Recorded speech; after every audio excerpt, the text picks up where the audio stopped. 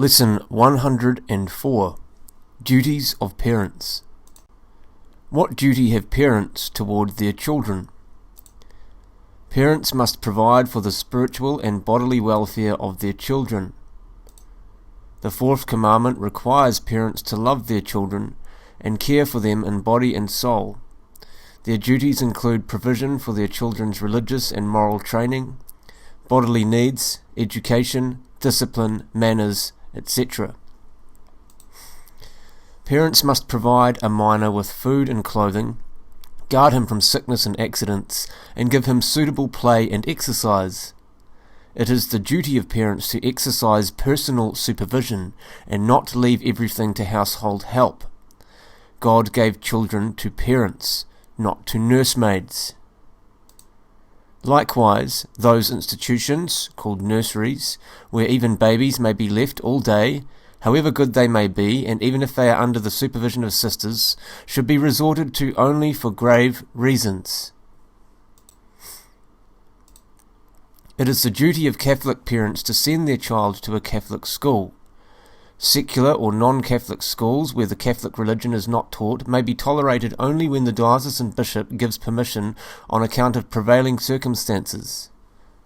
In no case may a child be sent to anti-Catholic schools.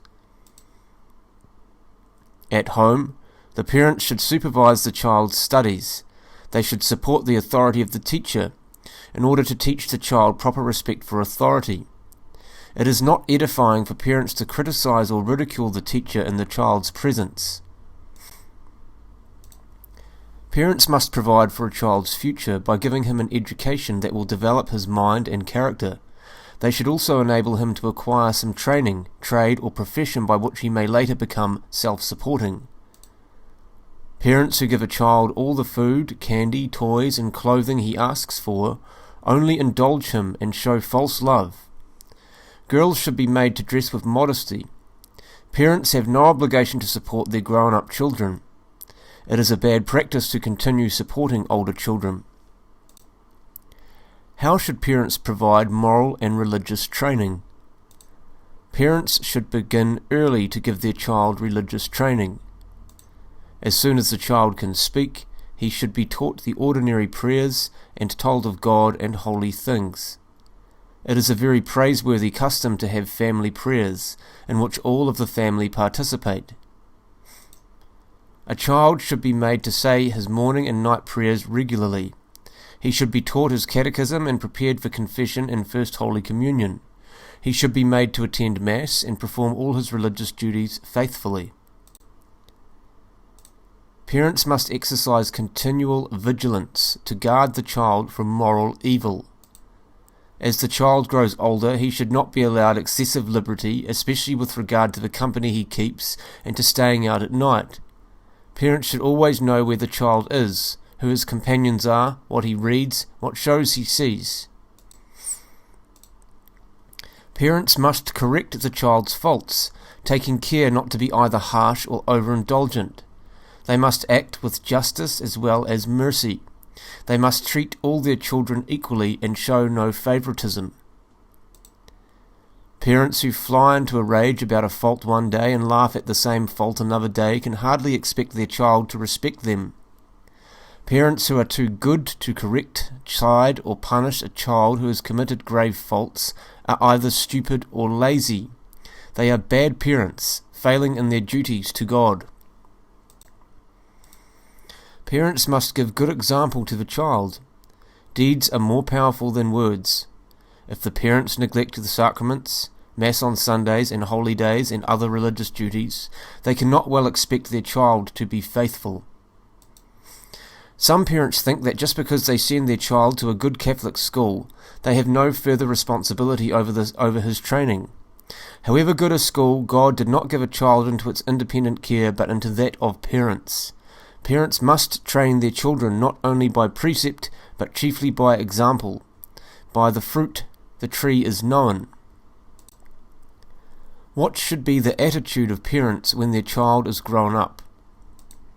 When their child is grown up, parents should remember that their child is an individual whom God created for his own purposes, and that he has his own rights and privileges. Parents should help their child accomplish God's purposes as much as they can. They must never be an obstacle to the child through false love. In their child's choice of an occupational profession or priestly or religious vocation, parents should act with wisdom and understanding. They should advise but never force. It happens sometimes that a child shows a strong inclination for a certain study. This should be encouraged, for it is a sign of talent. If the child shows no special inclination, a mutual agreement and understanding should prevail. If the child is strongly attracted to the study of farming or architecture, he should not be forced to become a lawyer because his father is a lawyer or because his parents wish to boast of a politician's son. Many parents out of pure caprice interfere with the practice of their child's profession or occupation by preventing his acceptance of positions or by wishing him to stay home with them. Such parents need not be surprised if they find themselves burdened with the support of their grown-up children and their families. If you cut off the wings of a bird, it cannot fly.